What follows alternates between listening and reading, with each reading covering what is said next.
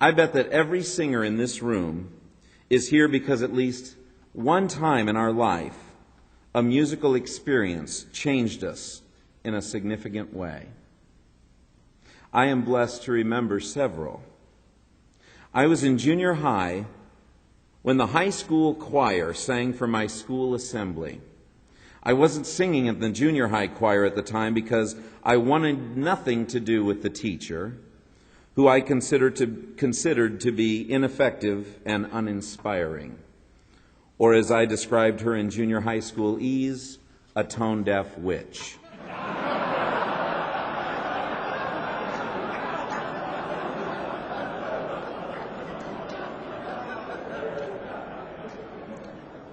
But I was in the audience when the high school choir came to sing for us. I don't remember anything they sang except for one song, "Search Me, O God." The lyrics came from Psalm 139. "Search me, O God, and know my heart. Try me and know my thoughts, and see if there be any wicked way in me, and lead me in the way everlasting." The music was not at all fancy or complicated, and the singers were your average high school students.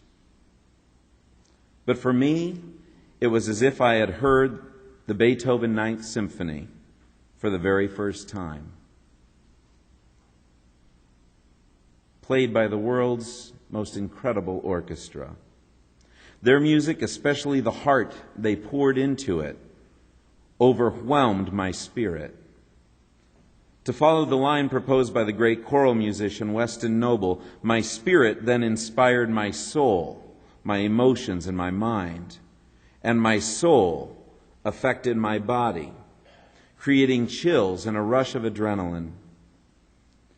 For a few minutes, I was complete, though I was only 13 years old. Music did that. And I determined then and there that I would devote my life to trying to experience that completion again, and maybe even inspire it in others. Thankfully, the good Lord has put me in the path of many more life-changing musical experiences over the years, and most of them have been related to Barbershop. Most of us in this room know the gut reaction that accompanies latching on to a really ringing chord. It hits you like a drug, and it is addictive. You have to re-experience it over and over again. It is timeless. The quartet in James Weldon Johnson's memory felt the rush as strongly as we do today. And it does not discriminate based on race, religion, wealth, or age. Some of you found it later in your life. Others, like Vocal Spectrum or the mighty Westminster Chorus, found it early. I found it early as a second-generation barbershopper with two extremely active barbershop parents. While still in single digits, I accompanied my dad every week as he went to rehearse with a small bunch called the Daniel Boone Chorus. In 1975, at the age of 11, I was allowed to join as a full-fledged member, singing tenor. A feat that I will not attempt tonight or at any time this week, I can assure you. Neither I nor anyone else in the chorus at that time could have imagined that 29 years later, I would be directing the chorus, now known as the Ambassadors of Harmony, to our first, and thanks to the Westminster Chorus, so far our only,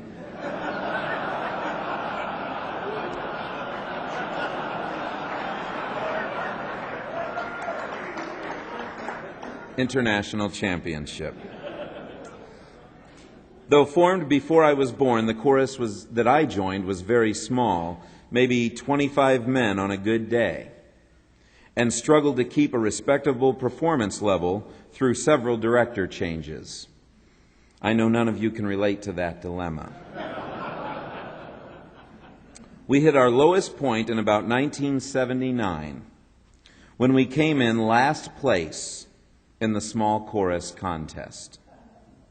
In other words, of all the choruses in our district that chose to compete that year, and all the small choruses to boot, we were deemed to be the worst. Then something incredible happened that changed everything. It stirred us like a tornado. Its name was David Wright. David came to us with a vision that the Daniel Boone Chorus could actually become a great singing ensemble, and immediately began to raise the level of expectations. He made the chorus stand up to rehearse.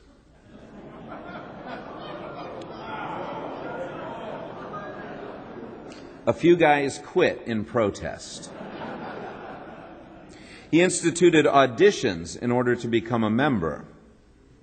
A few more guys quit in protest. For every change David made, people quit.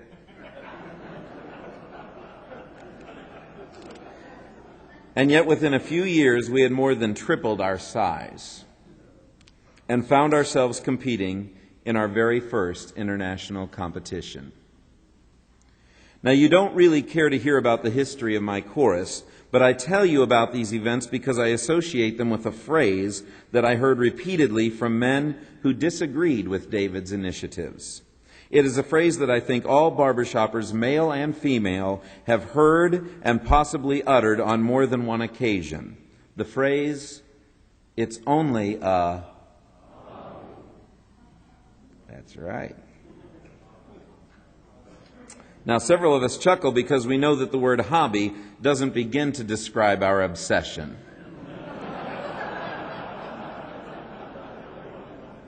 But here's what I find troubling. For many of us, there is mingled with our laughter a measure of guilt. Guilt for letting our hobby subsume our lives to such a degree.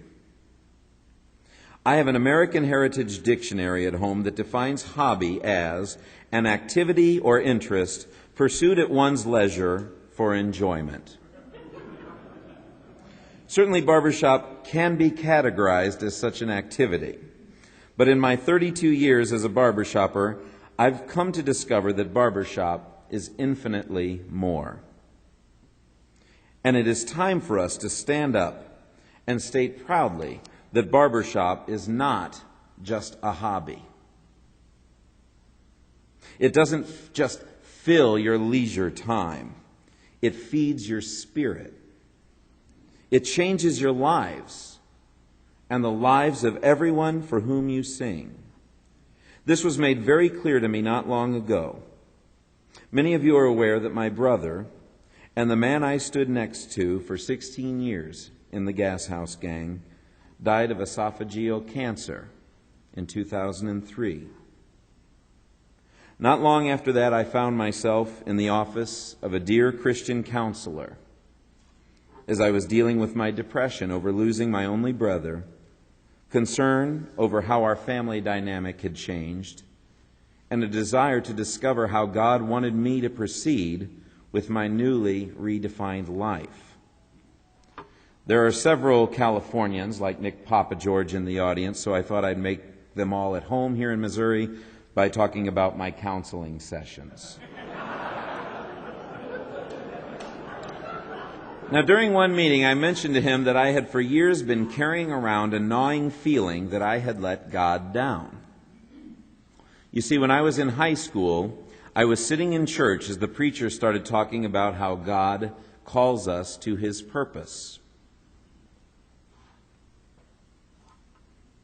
All of a sudden, I was overtaken with the feeling that God was calling me to be a music minister.